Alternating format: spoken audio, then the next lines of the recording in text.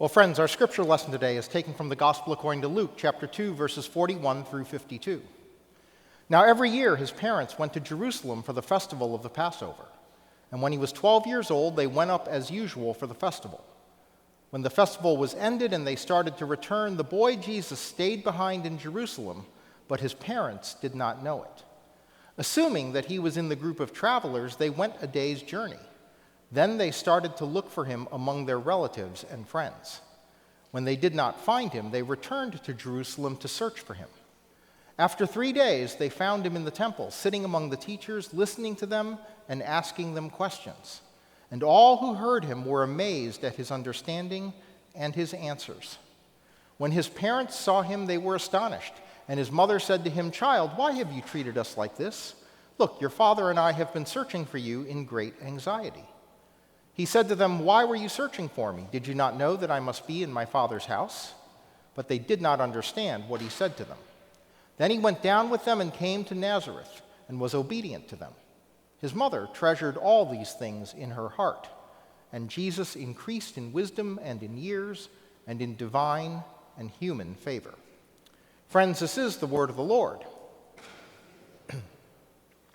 Well, I love these things you see online, these little chess problems that show up, like here it says, white is to move and mates in two. And they're fun to solve, and sometimes there's more than one way to solve it. I didn't look it up. I think the answer here is white king takes the knight right in front of him, and that'll force the other knight to move. The king is pinned, the black king is pinned, and then after that it's just the white king moves forward one more space, and it's checkmate.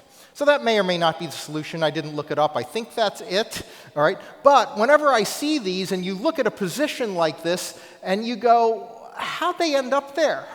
In other words, the real question is how did they end up in that position in the first place? Because you look at that and you realize that's a super hopeless position, right? It says white mates in two, okay? So it's a hopeless position. That game was probably lost 6 or 7 or 10 or 15 moves earlier. You don't know when that game was lost, but it was sure lost a lot more, many more moves before you got down to that last hopeless position where you're looking at it, and it looks like the Alamo down there in the corner, right, where they're just cornered. Black is cornered, down a rook. This game is over. And it was over a long time before. So as we talk about moving into 2025, that's what I want to talk about. I don't want to talk about the start of the game. I want to talk about how we're going to get to an end game that actually works for us. All right. Now, what we have today is the basically only story that's in the Gospels of Jesus as a boy. So you've got 2 Gospels that have the birth narrative, and you've got, some baby Jesus stuff, a little bit of baby Jesus stuff in there. And then you've got, of course, all the adult Jesus stuff, but you don't have Jesus as a boy. And here they go out of their way to make sure that you remember that he's a boy. And so they tell you every year his parents went to Jerusalem for the festival of the Passover. They want to remind you that Jesus was raised Jewish and he was an observant Jew. The family did all the right things. They took him to the Jewish holidays as they were supposed to. And then it says he was 12 years old when they went up again as usual for the festival. Now, in this neighborhood, and certainly in my neighborhood growing up, which was a very highly Jewish neighborhood, 12 years old is 1 year before, right? What happens at 13? Bar mitzvah. Right, okay, so his bar mitzvah is going to be the following year, and one of the things that we need to remember is that bar mitzvah literally means son of commandment. Now, bar is just a Hebrew term for that's a male pronoun, and so when it's a girl, you know that it's a bat mitzvah, and that's just the female version, okay? And mitzvah is just a word that refers to the commandments, refers to the law. Like, I've heard rabbis say that they didn't appreciate mitzvah, being being translated, or Torah being translated as law because it sounds too legalistic, and it's really about living into what God desires for you. But you'll hear a Jewish person say, like, if you did a good deed, you visited someone in the hospital, or you brought them food or something like that, and they'll tell you, well, you did a mitzvah. You did the right thing. You did what God would want you to do. And so bar mitzvah simply means that you are becoming a son of the commandments, a son of the law, a son of what God wants you to do. And morally speaking, what that meant was that it was at that point that you became responsible for your own actions. Until that point, your parents are responsible. And so it's saying 12 years old because they're pointing out that no matter what Jesus does in this story, he didn't sin because he couldn't sin, because he had not yet reached the age of being morally responsible for his actions. He was not yet a son of the commandments. So they're just telling you, okay, no matter what happens in here, no matter what it looks like, it's not a sin. They're just reminding you about that. But they are telling you that even as he was a boy, all right, it's not like it is in some of the Gospels where he just shows up as an adult and you're wondering, well, what was he doing for all this time? What they're pointing out is that a lot of what he was doing was getting ready. And this is something we always need to remember. We're not born ready. We talk so much about talent. I think we talk too much about talent and not enough about practice, not enough about preparation, not enough about study.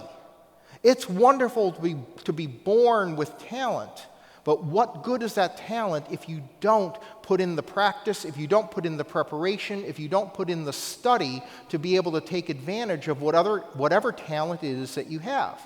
And this story is reminding us that even Jesus needed to get ready for his mission. He wasn't just a boy and then became a man and did whatever he did, working for his dad, the carpenter, whatever it was. It wasn't just that, and that he just hung out until it was time for John the Baptist to show up and suddenly, boom, here's Jesus doing his ministry. He had to get ready. And we have to get ready for whatever it is that we want to accomplish in our lives. Now, as the story unfolds, what you see are these interesting things. First of all, remember, it says again, the boy Jesus. In case you forgot that he was 12, they pointed out again, he's the boy Jesus. So when the boy Jesus doesn't follow along with his parents, he's not sinning because he's still a boy. He's just 12 years old. All right, it's his parents who didn't realize they were with him. All right, and it's the parents' responsibility. The parents left him behind. And I always love this because, the first chapter of Luke, you have the angel come to Mary and say, oh, Mary, you are going to be, the mother of the Son of God. And she's like, oh, yes, let it be with me according to your word. And then I've always imagined the story. They're on the road and a voice of God comes to Joseph and Mary and goes, where's my boy? And they'd be like, I don't know. Lost him.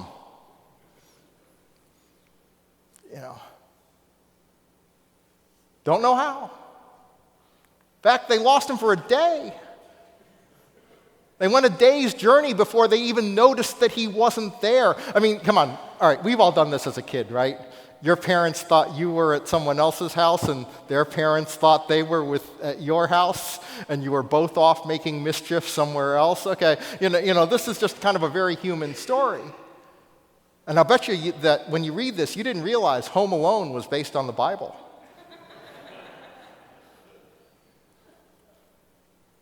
Go a day's journey. And then they finally figure out, hey, who's got God? So they start to look for him among their relatives and their friends. And then they find him in the temple, sitting with the teachers, listening to them and asking them questions. And, definitely when I was a kid, right, as good of a student as I am, if my parents lost me, they were not going to school to look to see if I was there. But he's there. and he's listening and asking questions. And this is so important, that he's exploring his faith. He's exploring what his faith means, and this is such an important thing for all of us, and especially an important thing for us in dealing with our young people, that we need to be encouraging them to ask questions. We need to be encouraging them to ask questions about their faith. It's because when they learn to ask questions and they learn to discover answers for themselves, and they also learn that those answers aren't necessarily nice and clean, black and white, cut and dried, when they learn that there are nuances to those answers, when they learn that there is mystery behind some of those answers, when they learn that there are things that we in faith do not know how to explain, their faith actually becomes a better faith that equips them for going through life.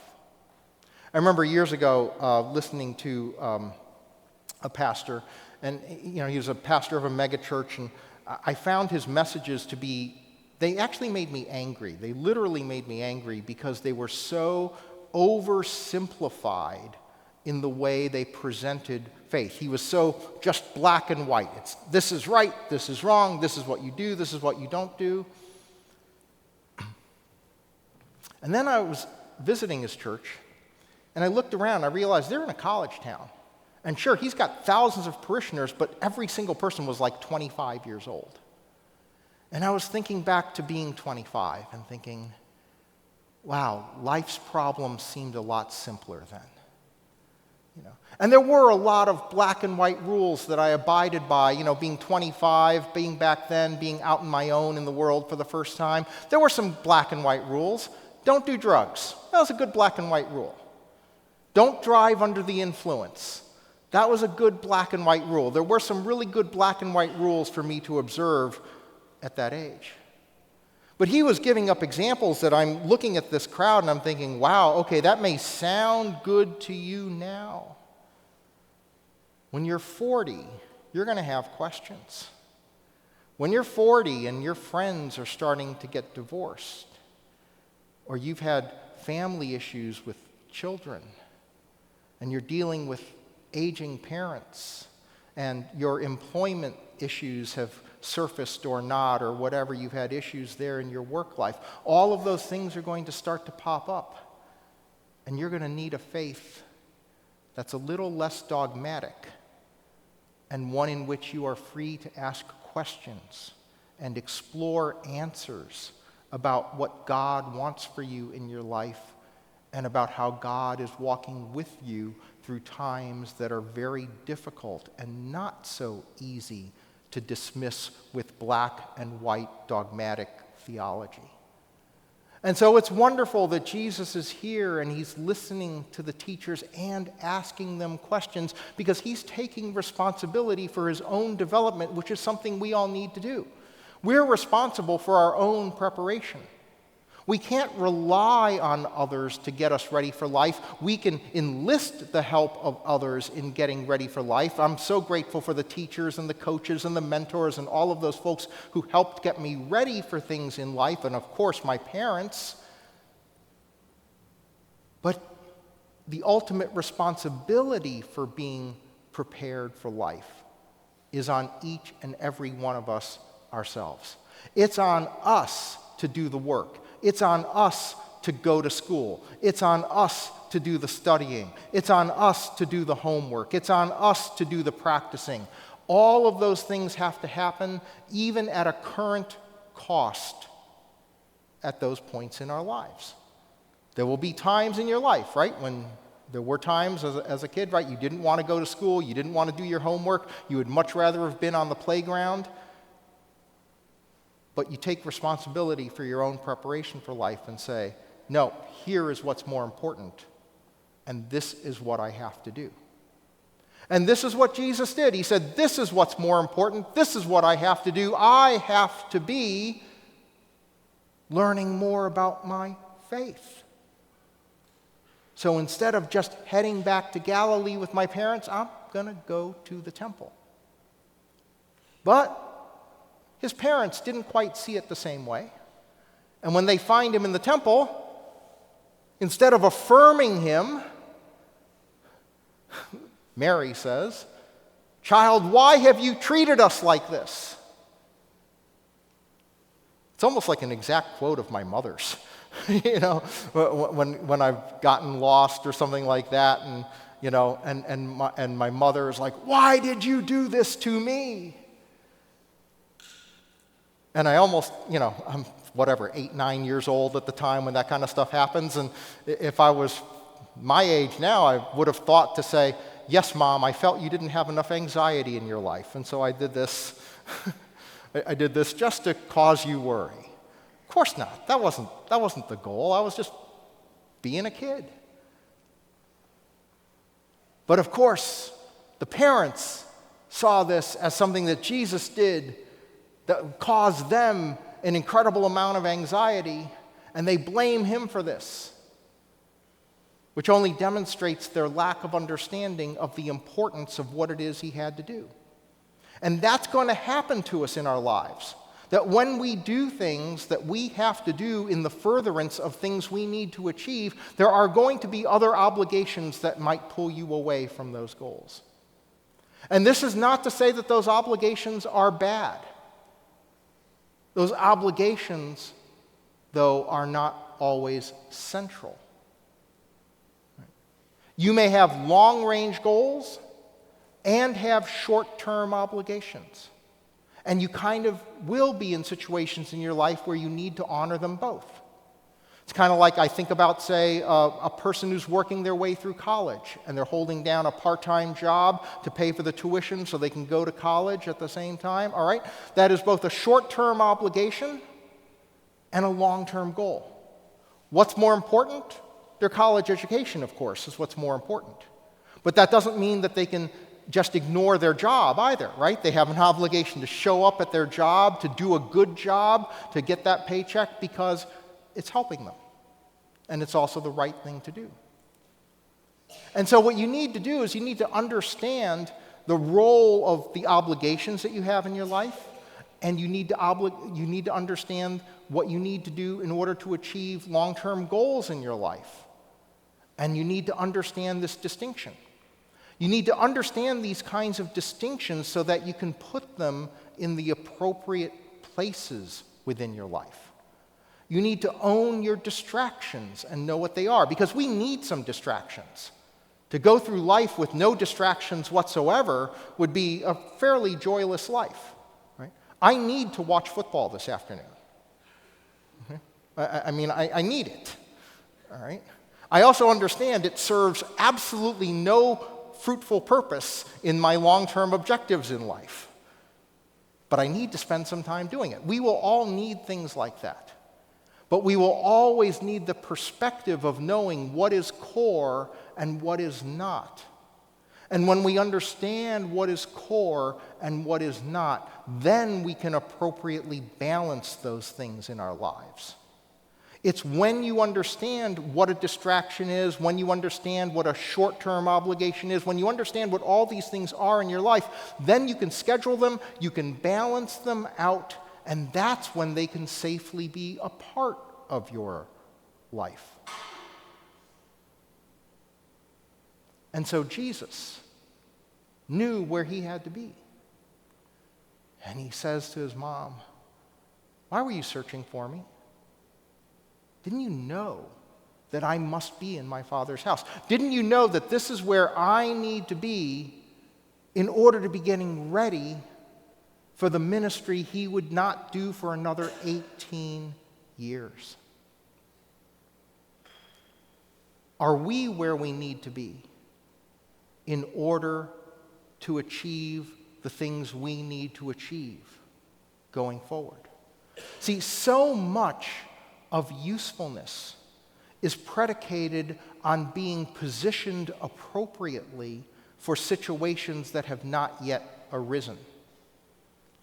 For example, one of my favorite examples is just elevators in an office building or a hotel or something like that. You know, when all the elevators are not in use, they don't all go to the same floor. There's algorithms for sending them to certain places. Now, in an office building, at 9 in the morning, all the empty elevators go to the ground floor because everyone's calling for an elevator on the ground floor and wants to go up.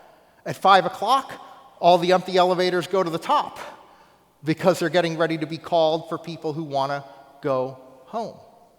All right?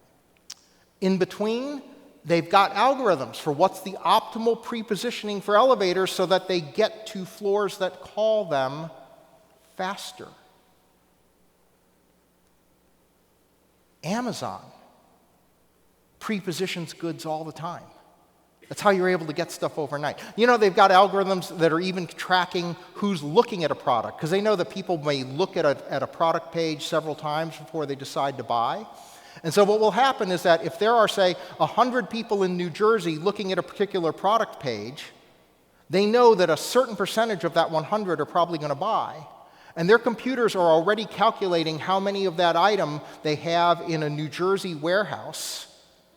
And if they calculate that there are probably going to be more purchases of that item in the next couple of days because of the number of people looking at it, but not enough in a local warehouse, they actually start the process of moving product from a warehouse in another part of the country closer to where people are looking at it in advance, so that when you order it, it comes the next day.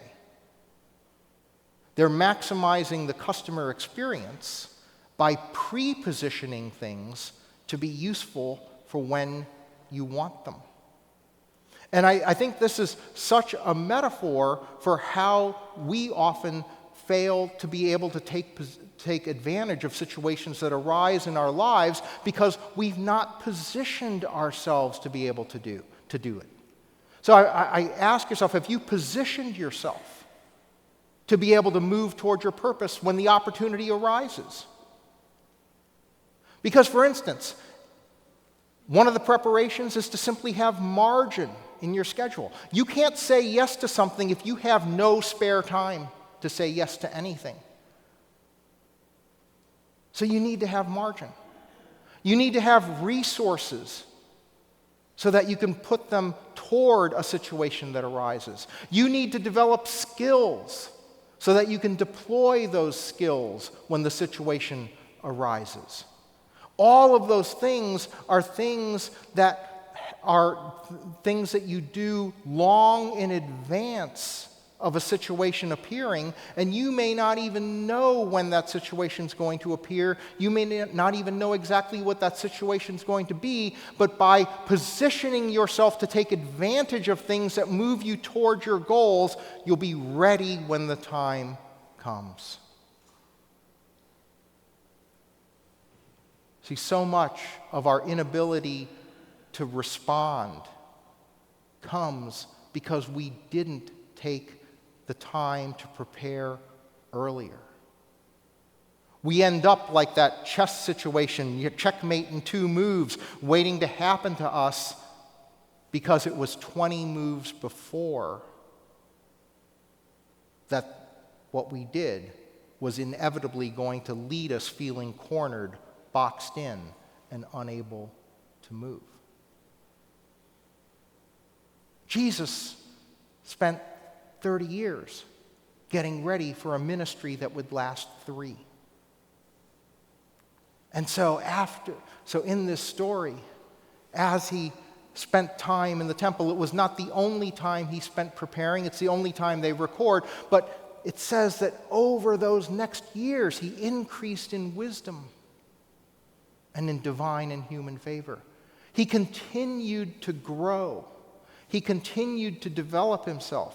He continued to get himself ready until that time when John the Baptist appears, announces the start of his ministry, and that was the signal for him to begin.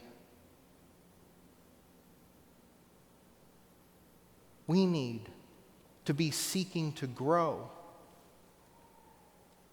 in the meantime. We need to be seeking to grow ahead of time. How do we grow? All kinds of ways. Whatever works for you. Podcasts, books, devotionals, planning, setting aside time. However it is that you need to grow, we need to take intentional steps first in order to be positioned to move toward opportunities that arise. So we have a new year coming up. And so many people just jump into something right on New Year's. January 2nd, terrible day to try and go to the gym.